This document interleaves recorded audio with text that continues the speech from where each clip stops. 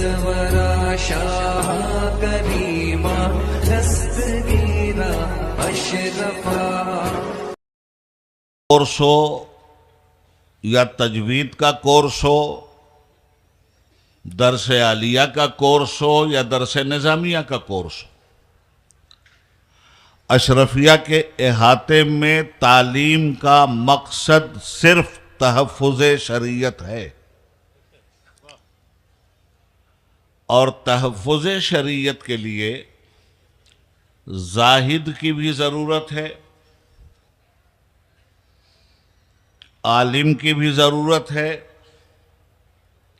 सियासत की भी ज़रूरत है, बसीरत की भी ज़रूरत है, बसारत की भी ज़रूरत है, दौलत की भी ज़रूरत है, सरवत की भी ज़रूरत है और हुकूमत की भी ज़रूरत है। इस्लामी शरीयत का नाम है हुक्मरानी, और हाफिज़ मिल्लत इस्लाम के मानने वालों पर इस्लाम की हुक्मरानी का ये महल तामीर करके गए और उन्होंने ऐसी निशाने मंजिल दुनिया के सामने रखी कि उनके बाद भी उनके इस नज़रियाती मफ़हूम को समझना ज़रूरी है। इस्लाह अमल, इस्लाह माशरा, इस्लाह अकायद, इस्लाह इखलाक, तरबियत, तंजीम, तहरीक और उसकी ताबीर, ये हुजूर हाफिज़ मिल्लत के मिशन का खुलासा है। हम जब ये कहते हैं कि अशरफिया के दामन में हर तरह का इल्म हज़रत का कंसेप्ट था, हज़रत का नज़रिया था, तो हर इल्म एक ताकत है, एक हथियार है, एक औजार है, एक पावर है। उस पावर का इस्तेमाल किसके लिए? उस पावर का इस्तेमाल होना है तहफ़्फ़ुज़ शरीयत के लिए। अब तहफ़्फ़ुज़ शरीयत में आमाल का भी तहफ़्फ़ुज़, अक़ीदे का भी तहफ़्फ़ुज़, इखलाक का भी तहफ़्फ़ुज़, इनकिसार का भी तहफ़्फ़ुज़, एतमाद का भी तहफ़्फ़ुज़, औक़ाफ़ का भी तहफ़्फ़ुज़, कब्रस्तान का भी तहफ़्फ़ुज़, मुस्लिम पर्सनल लॉ का टोटल तहफ़्फ़ुज़। यह है तहफ़्फ़ुज़ शरीयत का वो कंसेप्ट जो हाफ़िज़ मिल्लत ने दिया। इल्हाद व बेदीनी के मुकाबले में अशरफिया की फ़ौज को सामने आना होगा। हुकूमत के बातिल नज़रियात से टकराने के लिए अशरफिया की फ़ौज को सामने आना होगा। दाखिली एतबार से भी और ख़ारिजी एतबार से भी तहफ़्फ़ुज़ शरीयत का नज़रिया नहायत ही ज़रूरी है, और हर दौर में दाखिली एतबार से भी तहफ़्फ़ुज़ शरीयत के कारनामे उलमा ने अंजाम दिए हैं और दाखिली तहफ़्फ़ुज़ शरीयत के कारनामे भी उलमा ने अंजाम दिए हैं। ख़ारिजी एतबार से इस्लामी शरीयत की शबीह को मिटाने के लिए फितने कैसे बर्पा होते हैं। इस्लामी शरीयत की शनाख्त मस्जिद से है, इस्लामी शरीयत की शनाख्त मदरसों से है, इस्लामी शरीयत की शनाख्त औक़ाफ़ की जायदाद से है, इस्लामी शरीयत की शनाख्त मुसलमानों की तहजीब से है, उनके आसार से है, मुसलमानों की जहनसाजी से है।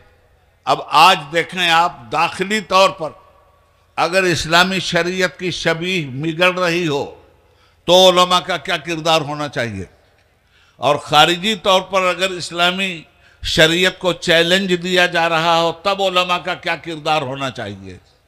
आज ख़ारिजी तौर पे भी इस्लाम ख़तरों की ज़द में है, दाखिली तौर पे भी शरीयत का चेहरा बुरी तरह से मस्ख़ किया जा रहा है। मैं इन दो पॉइंट पर, हाफिज़ मिल्लत यही दो काम चाहते थे, ख़ारिजी तौर पे भी हम एक ऐसी फ़ौज तैयार कर दें कि बाहर की कोई भी ताकत अगर इस्लामी फिक्र और नज़र के ऊपर गालिब होना चाहे तो हम उसको कुरान करीम की आयत सुना दें, हुवल्लज़ी अरसल रसूलहू बिलहुदा व दीनिल हक़्क़ि लियुज़हिरहू अलद्दीन कुल्ली वलौ करिहल मुशरिकून। वही अल्लाह है जिसने अपने रसूल को दीन हक़ के साथ इस दुनिया में भेजा ताकि वो इस्लाम को सारे अदियान पर गालिब कर दे। आज हम अपने मुल्क में इस्लाम की खिदमत कैसे कर सकते हैं? आज हमारे मुल्क में इस्लाम के सिपाहियों का नाम क्या है? इस्लाम को कबूल करने वाले लोगों ही का नाम मुसलमान है। और इस मुसलमान की जिम्मेदारी दाखिली एतबार से भी शरीयत की हिफाजत है और ख़ारिजी एतबार से भी शरीयत की हिफाजत है। दाखिली एतबार से जहाँ जहाँ शरीयत मजरूह हो रही है मुसलमानों के हाथों से, वहाँ मुसलमानों के लिए इस्लाह माशरा नागुज़ीर है। और ख़ारिजी एतबार से हुकूमत अगर बेईमानी कर रही है, हुकूमत अगर मुसलमानों की शबीह बिगाड़ रही है, हुकूमत अगर शरीयत के तहफ़्फ़ुज़ के मामले में आड़े आ रही है, हुकूमत अगर मुस्लिम पर्सनल लॉ में इंटरफेयर कर रही है, तो फिर ये उलमा की जिम्मेदारी है कि उलमा सही तरीके से खारजी एतबार से भी मैदान अमल पकड़ें और जाहिरी एतबार दाखिली एतबार से भी मैदान अमल पकड़ें। ये उलमा की जिम्मेदारी है। तो आज हालात क्या हैं हमारे? मस्जिदें महफूज हैं, खानकाहें महफूज हैं, मज़ारात महफूज हैं, औकाफ की जायदादें महफूज हैं, खुद मुसलमान महफूज हैं, मदारिस महफूज हैं। आज कोई चीज़ बदनसीबी से महफूज नहीं। इतनी बात तो सब जानते हैं। आप इस मुल्क के मालिक हैं, आप इस मुल्क में किसी के नौकर नहीं और ये मुल्क किसी के बाप की जागीर नहीं। हिंद को नाज है जिस पे वो निशानी तुम हो, ताज और लाल किला के यहां बानी तुम हो। आज तुमसे तुम्हारी हैसियत छीनी जा रही है, आज तुम्हारी मसाजिद पे हमले हो रहे हैं। तो ऐसे आलम में आपकी जिम्मेदारी क्या है और उलमाए ज़वील एहतराम की जिम्मेदारी क्या है? ये वो बर्निंग सुलगता हुआ टॉपिक है जिस पर गुफ्तगू करना बहुत ज़रूरी है। एक दौर आया था जब मुल्क तकसीम के मरहलों से गुजरा था। उस वक्त भी हुजूर हाफिज़ मिल्लत ने एक आलिम का किरदार अदा किया था, एक मुजाहिद का किरदार अदा किया था, एक दानिश्वर का किरदार अदा किया था, एक मुदब्बिर सियासी रहनुमा का किरदार अदा किया था। और इरशादुल कुरान लिख करके उन्होंने फरमाया था, मौलाना अबुल कलाम आज़ाद साहब ने अगर कोई तकरीर की है तो कांग्रेस के प्लेटफार्म से सियासी उनसुर भी उसमें मौजूद था, मगर हाफिज़ मिल्लत ने जो इरशादुल कुरान लिखा और हिंदुस्तान के मुसलमानों से कहा यह हिजरत नहीं है, तुम हिंदुस्तान छोड़ करके क्यों जाओगे, तुम अपने असलाफ को छोड़ के क्यों जाओगे, तुम मरने मारने के डर से क्यों जा रहे हो? जो खुदा तुम्हारी वहां हिफाजत कर सकता है वो खुदा तुम्हारा यहां भी हिफाजत कर सकता है। बहरहाल उस सिलसिले में आज जो हालात फिर से पैदा हो गए हैं, अब तकसीम का मामला नहीं है। कल मुल्क को तकसीम किया गया था, आज दिलों को तकसीम किया जा रहा है। आज आपके अंदर नफरत के बारूद पैदा कर दिए गए हैं। ऐसी सूरत में आपकी पूरी कौम मिन हैसुल मुस्लिम अपने आप को गैर महफूज समझती है। फिर जब ऐसे आलाम हालात आ जाएं तो आप क्या करेंगे? इन हालात में आप कैसे जिएंगे? इन हालात में आपको अपनी डगर कैसे दिखाई देगी? तो इन हालात में आपको रास्ता नहीं मिल रहा है, कुरान आपको रास्ता दे रहा। वलनब्लुवन्नकुम बिशैइन मिनल खौफ वल जू, पहले मुसलमान होने का मतलब समझिए, हम तुम्हें जरूर आजमाएंगे। ये आयत करीमा काफिरों से नहीं कह रही है, ये आयत करीमा मुसलमानों को मुखातब कर रही है। ऐ मुसलमानों, हम तुम्हें जरूर आजमाएंगे। वलनब्लुवन्नकुम बिशैइन मिनल खौफ वल जू, भूख से, प्यास से, व नक्सिम मिनल अमवाल, तुम्हारे माल की बर्बादी से, वल अनफुस, तुम्हारी जान की हलाकत से, व समरात, तुम्हारे फलों से, और फल से मुराद आम का फल नहीं है, फल से मुराद तुम्हारे असगर हैं, फल से मुराद तुम्हारे अकबर हैं, फल से मुराद तुम्हारे अब्बास हैं, फल से मुराद तुम्हारे कासिम हैं, फल से मुराद तुम्हारी औलादें हैं। हम जरूर तुम्हें आजमाएंगे। लोग 420 रुपये में जन्नत अगर बांट रहे हैं तो फर्जी जन्नत उनको मुबारक हो। जन्नत इस तरह नहीं मिलती, जन्नत तलवारों के साए से गुजरने के बाद मिलती है। जन्नत के लिए अल्लाह कहता है कि अभी तो हमने तुम्हें आजमाया ही नहीं, तुम जन्नत के काबिल हुए भी या नहीं हुए। तो हजरत गिरामी इस बात को जहन में रखिएगा। आज कुदरत कह रही है कि हम तुम्हें आजमाएंगे, हम देखेंगे कि आजमाइश के मौके पर तुम ईमान के किस पायदान पे खड़े हुए हो। आज आजमाइश के दौर से हम और आप गुजर रहे हैं। दुनिया हमें इस्लाम से बरगश्ता करना चाहती है। हमारा फरीज़ा क्या है? अब तक तो हम बदअमल रहे, अब तक तो हम बदअकीदा रहे, अब तक तो हम बदअखलाक रहे, अब तक तो हम बदअतवार रहे, अब तक तो हमने अपने माशरे में बेपुनाह बुराइयां पैदा कर दी।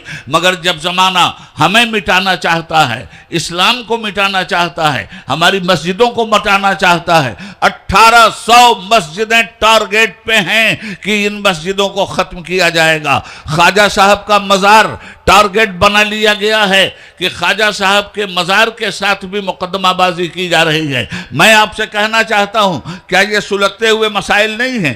क्या इन मसाइल पर आपकी बेदारी ज़रूरी नहीं है? क्या इन मसाइल को जानना आपके लिए ज़रूरी नहीं है? आखिर जब इतना बड़ा बड़ा मजमा होता है तो आपको अगर नहीं बताया जाएगा तो बताया किसको जाएगा? आपको अगर राह अमल नहीं दिखाई जाएगी तो दिखाई किसको जाएगी?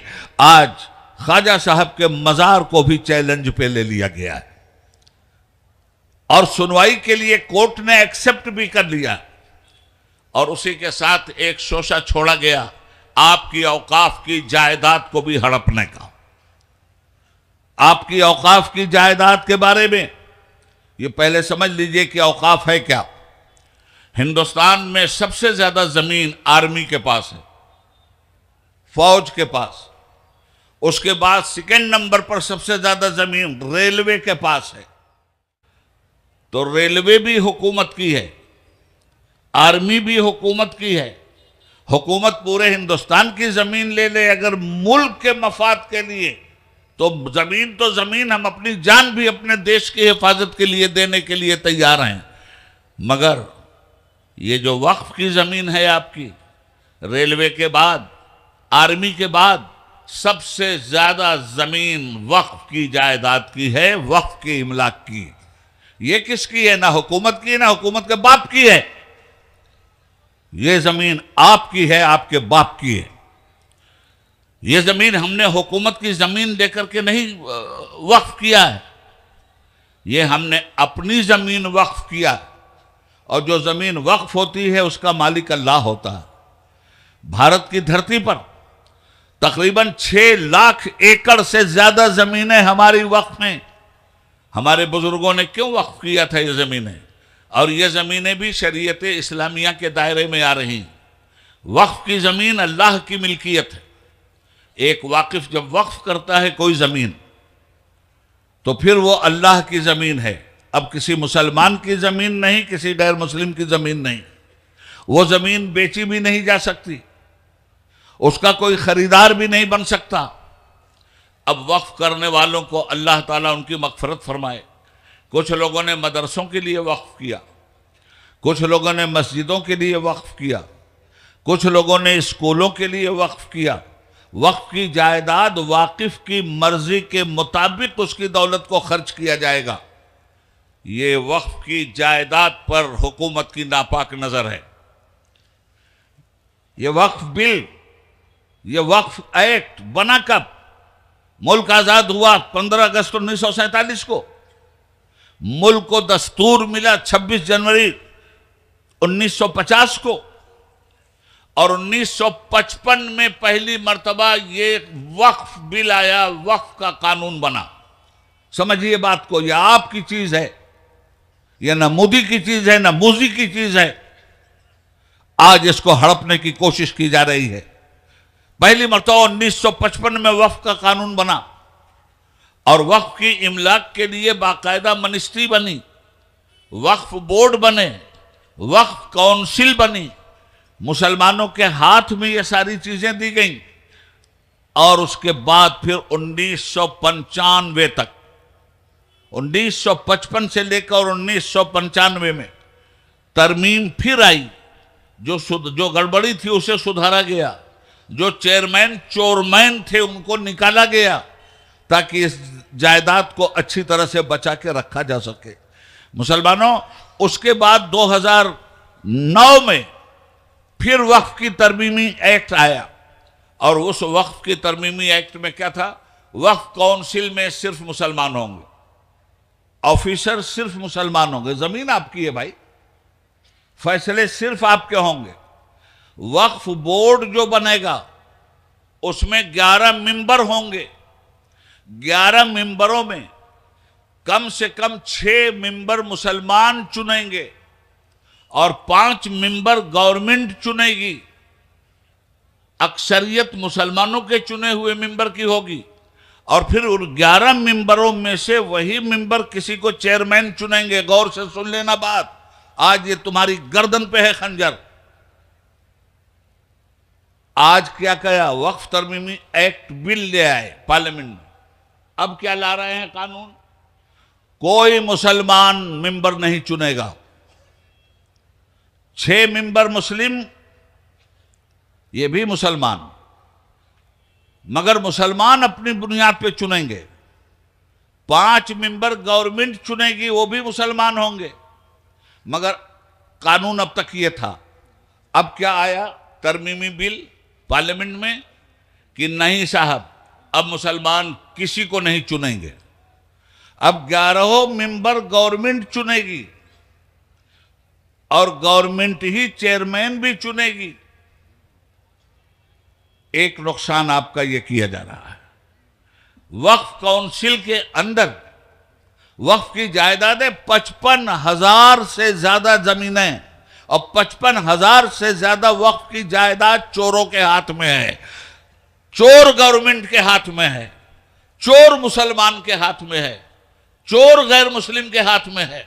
मुसलमानों ने भी चोरी किया है, गैर मुस्लिमों ने भी कब्जा किया है, और चोर गवर्नमेंट ने भी कब्जा किया है, सूबाई गवर्नमेंट ने भी कब्जा किया है, सेंट्रल गवर्नमेंट ने भी कब्जा किया है। होना तो ये चाहिए था कि तरमीम ही अगर लाते तो ये लाते कि जो कब्जे में गए हैं उस कब्जे को निकाला जाए, इसकी हिफाजत की जाए, मगर ये नहीं। इसकी हिफाजत के लिए क्या था कानून? एक सर्वे कमिश्नर, खूब अच्छी तरह ध्यान में रखना, एक सर्वे कमिश्नर बनाया जाता था अब तक, जो पूरे सूबे का सर्वे कमिश्नर होता था। उसका काम क्या था? पूरे सूबे में वक्फ की जायदाद को सर्वे करके गवर्नमेंट के सामने ले आए और वो बताए कि वक्फ की जायदाद पूरे सूबे में इतनी है और इंक्रोचमेंट उसमें इतना हुआ है, मुसलमानों ने इतना नाजायज कब्जा किया है, गैर मुस्लिमों ने इतना नाजायज कब्जा किया है, और गवर्नमेंट ने इतना नाजायज कब्जा किया है। सर्वे कमिश्नर का काम ये। तो एक कमिश्नर पूरे हिंदुस्तान में नहीं, हर सूबे में था। अब ये जो अमेंडमेंट आ रहा है, अब ये जो तरमीमी बिल आ रहा है, अब ये मिस्टर मोदी कहते हैं कि नहीं साहब, हमने सर्वे कमीशन को खत्म कर देना है। अब सर्वे कमिश्नर खत्म है इस बिल में। अब ये काम किसको दिया जा रहा है? कलेक्टर साहब को, कि कलेक्टर सर्वे करेगा। तो भाई यूपी में एक सर्वे कमिश्नर था जो पूरे यूपी का सर्वे कर रहा था, उसका सिर्फ इतना ही काम था। यूपी में 80 जिले हैं तो 80 सर्वे कलेक्टर होंगे। अब ये कलेक्टर साहब के पास तो खुद ही इतना काम है कि उस काम से इनको फुर्सत नहीं। दूसरे, हर कलेक्टर अपनी गवर्नमेंट का वफादार होता है, गवर्नमेंट जो चाहती है उससे वो करवाती है, गवर्नमेंट जैसी रिपोर्ट मांगती है वैसी रिपोर्ट उसको दे दी जाती है। तो कलेक्टरों ही के जरिए अगर सर्वे होगा और कलेक्टर ने 2 साल तक रिपोर्ट नहीं दिया, 5 साल तक रिपोर्ट नहीं दिया, तो आपकी जायदाद को कबाड़ा होकर के रह जाएगी। ये है मौजूदा तरमीमी बिल जो पार्लियामेंट में पेश किया गया। तो ये बिल हमारी जायदाद को हड़प कर लेना चाहती है सेंट्रल गवर्नमेंट। अरे भाई, रेलवे को तुमने बेचा, एयरपोर्ट तुमने बेचा, हिंदुस्तान की संपत्ति तुमने बेचा, पूरा मुल्क देख रहा है। ये वक्फ की जायदाद, ये मुसलमानों की जायदाद है भाई, ये किसी से नहीं ली गई। मैं तो ये कहना चाहता हूं, ईमानदारी से हमारी जायदाद हमें लौटा दो।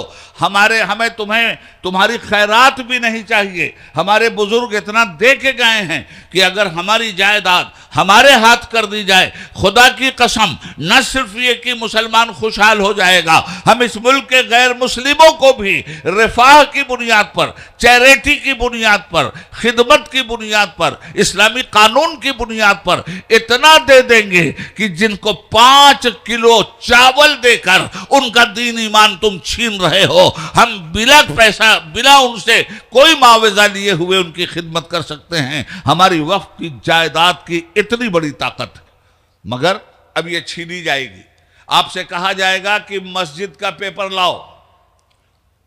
मैं कहता हूं, 100 साल पहले जिन लोगों ने जमीन दिया कब्रिस्तान के लिए, उस वक्त कोई पेपर बनता था क्या? 100 साल 150 साल पहले जो मस्जिद बनी है और किसी ने वक्फ किया है जमीन, कोई पेपर बना था क्या? अब आप पेपर मांगेंगे, सर्वे करेंगे और मुतवल्ली से कहेंगे पेपर ले आओ, मस्जिद के इमाम से कहेंगे पेपर ले आओ, अशरफिया की कमेटी से कहेंगे पेपर ले आओ, तो जितने लोग बाई पेपर हैं वो भी वक्फ की है। जितने लोगों ने वक्फ कर दिया और पेपर नहीं बना, तो जुबानी तौर पर भी वो वक्फ की जायदाद है। और अब आप उस जायदाद पर निगाह डालकर उसको छीनने के चक्कर में लगे हुए हैं। तो जब ये सारी चीज़ें सामने आ जाएं, तो मैं आपसे पूछना चाहता हूं कि हमारी अपनी कोई जिम्मेदारी बनती है कि नहीं? उलमा की जिम्मेदारी बनती है कि नहीं? फिर अवाम की जिम्मेदारी बनती है कि नहीं? फिर इन हालात में अपने हुकूक को लीजिएगा या बुज़दिलों की तरह सरेंडर कर जाइएगा? कुरान ने तो कह दिया है, तुम्हें हम आजमाएंगे, भूख के जरिए, मॉब लिंचिंग के जरिए, तपती हुई रेत पे तुम्हें हम आजमाएंगे, तुम्हारे आशियाने फूके जाएंगे, हम उस वक्त देखेंगे कि तुम ईमान की किस सीढ़ी पे खड़े हो। आज इस तरह से आजमाइश का दौर आ गया है। तो हम हुकूमत से कोई खैरात नहीं चाहते। हमारा हुकूमत से सिर्फ ये डिमांड है कि तुम हमारे मामलात में इंटरफेयर मत करो, तुम हमारी जायदाद के मामले में इंटरफेयर मत करो। और ये बिल लाया गया, सुनिए, आपको कुछ नहीं मालूम है, 0 बटा सन्नाटा है आप इस मामले में। जब ये बिल आया तो कितने लोगों के जरिए पास होगा ये बिल? पार्लियामेंट में किसी भी बिल को पास करवाने के लिए 272 एमपीज के वोट की जरूरत होती है, याद रखिएगा। ये तो पास करवा लिए होते पहली ही मर्तबा, मगर इनके पास 272 एमपी ही नहीं है, इनके पास कुल 240 एमपी हैं। बिल पास करवाने के लिए 272 एमपी चाहिए। जब ये बिल आया तो हम लोगों के पैर के नीचे से तो जमीन निकल गई, हमने भी दौड़ना पूरे मुल्क में शुरू कर दिया। अब इन्होंने अपनी एलाई पार्टियों से कहा कि आप लोग हमारा साथ देकर इस बिल को पास कर दीजिए। हुकूमत बनती है कितनी सीट पर? 272 एमपी होते हैं, तब सेंटर में गवर्नमेंट बनती है। बीजेपी के पास 272 एमपी नहीं है, 240 एमपी। बाहर से 52 एमपी उनकी मदद कर रहे हैं, जो एनडीए कहलाते हैं। तब ये गवर्नमेंट बैसाखी पे चल रही, नीतीश कुमार की बैसाखी पे ये गवर्नमेंट चल रही, बिहार के चीफ मिनिस्टर की, आंध्र प्रदेश के चीफ मिनिस्टर मिस्टर बाबू की बैसाखी पे ये गवर्नमेंट चल रही है। तो जब ये गवर्नमेंट दूसरी बैसाखियों पे चलती, हम गए, हमारा पूरा बोर्ड गया, नीतीश के पास भी गए, चंद्रबाबू नायडू के पास हम आंध्रा भी गए, और हमने उनसे कहा, साफ कहा कि Chandrababu Naidu chief minister of Andhra Pradesh, BJP कहती है कि हम पावर में आए तो मुसलमानों को रिजर्वेशन नहीं देंगे, और आप कहते हो कि हम पावर में आए तो मुसलमानों को रिजर्वेशन देंगे। आपने पावर में आके साबित भी किया। अलाइज आप बीजेपी के बने हुए हो और पावर में आकर बीजेपी आपके यहां आके बोल की गई कि मुसलमानों को रिजर्वेशन नहीं देंगे, और चंद्रा बाबू ने ऐलान किया कि हम मुसलमानों को रिजर्वेशन देंगे और वो पास हो गया। चंद्रा बाबू नायडू ने कहा कि हम हर मस्जिद को 10,000 रुपया माहाना देंगे, वो भी पास हो गया। उन्होंने कहा हम हर इमाम को 10,000 रुपया माहाना देंगे, उन्होंने कहा हम हर मुअज्जिन को 5,000 रुपया माहाना देंगे। तो चंद्रा बाबू नायडू तो अपने आंध्र प्रदेश में अपनी गवर्नमेंट में ये कारनामा अंजाम दे रहे हैं। हमने उनसे कहा मिस्टर चीफ मिनिस्टर, इस बिल की आप हिमायत नहीं करेंगे, और अगर आप लोगों ने इस बिल की हिमायत की और ये बिल पास हो गया पार्लियामेंट में और मुसलमानों की गर्दन पर सियासी तलवार चल गई, तो फिर याद रखिएगा कि कैलेंडर की 30 तारीख आखिरी तारीख नहीं होती, उसके बाद फिर पहली तारीख आ जाती है। 5 साल की सियासी दुकान है आपकी, 5 साल के बाद हम आपके चप्पे चप्पे पे आएंगे, और जिस तरह मुसलमानों ने जितवाया है उसी तरह हम आपकी जमानत भी जब्त करवाएंगे।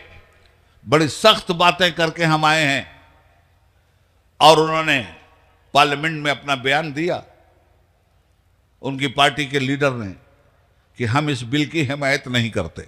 समझ जाओ, इसको बेदार करना आपको बहुत जरूरी है। तो जब बिल उन्होंने पेश तो कर दिया था पास करवाने के लिए, मगर जब उन्होंने देखा कि 272 एमपी नहीं मिलेंगे, तो चोर दरवाजा हुकूमत ने देखा और उसे ज्वाइंट पार्लियामेंट्री कमेटी के पास भेज दिया। क्या होती है ज्वाइंट पार्लियामेंट्री कमेटी? JPC।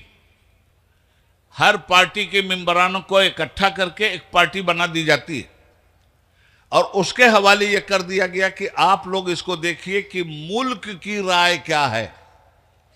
अब पूरे मुल्क की राय तलाश करने लगे ज्वाइंट पार्लियामेंट्री कमेटी। वो लखनऊ भी आई, वो आंध्रा भी गई, वो आसाम भी गई, हर जगह गई। उन्होंने हम लोगों से सिग्नेचर मांगा कि आप इस बिल की हिमायत करते हो या मुखालिफत। हमारे बोर्ड ने सारे हिंदुस्तान के मुसलमानों में प्रचारों प्रसार कर दिया कि हम इस बिल की मुखालिफत करते हैं, आप लोग अपना सिग्नेचर भेजिए। अल्लाह के करम से 6 करोड़ मुसलमानों का सिग्नेचर गया कि हम इस बिल की मुखालिफत करते हैं। उसके बाद भी हर सूबे में दौरा होने लगा, और हम इस सेशन में जो 25 नवंबर से शुरू हुआ है पार्लियामेंट का, हम डरे हुए थे कि इस सेशन में ये बिल आ जाएगा, मगर गवर्नमेंट 2 कदम पीछे हटी, इसलिए कि JPC ने यह कह दिया कि हम अभी रिपोर्ट देने की पोजीशन में नहीं हैं, हमें और टाइम चाहिए। गवर्नमेंट ढीली हुई। मैंने 24 नवंबर को लाखों लाख के मजमे में बेंगलोर की सरजमीन पे कहा, गवर्नमेंट ढीली हुई है, हमें ढीला नहीं होना है, हमें अपना मुतालबा बराबर जारी रखना है। एहतजाज हमारा बुनियादी हक है, मुजाहिरा हमारा बुनियादी हक है, पुरअमन मुजाहिरा हम करते हैं और करते रहेंगे, और किसी भी सूरत में हम वक्फ की जायदाद से दस्तबरदार होकर गवर्नमेंट के गुमराह कुन नजरियात का शिकार नहीं हो सकते। आज ये बहुत बड़ा मसला आपके सामने है। तो अब इन हालात में डर के इस्लाम छोड़ दीजिएगा। इस्लाम को कोई खतरा नहीं, याद रखिएगा। किसी दौर में इस्लाम को खतरा नहीं था। खतरा आपके लिए है। इस्लाम के को मिटाने की बात अगर कोई नापाक सोचता है तो भूल जाए। हलाकू खान ने भी सोचा था इस्लाम को मिटाने की बात।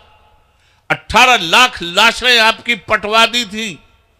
आपके सर की खोपड़ी के मीनार बनवा करके उसने अपनी फतह का जुलूस निकाला था, और उसने बगदाद में ऐलान कर दिया कि आज हमने इस्लाम को खत्म कर दिया। मगर जिस जमाने में बगदाद में इस्लाम का सूरज गुरूब हो रहा था, ठीक उसी जमाने में इस्लाम का सूरज मलेशिया में निकल रहा था, इंडोनेशिया में निकल रहा था, जावा समातरा में निकल रहा था। जहां में अहले ईमान सूरत खुर्शीद जीते हैं, इधर डूबे उधर निकले, उधर डूबे इधर निकले। इस्लाम कहीं से नहीं खत्म होने वाला। इस्लाम की गारंटी रब्बुल आलमीन ने ली है, मगर आपकी गारंटी नहीं ली है। आपकी गारंटी के लिए परवरदिगार ने शर्त रखी है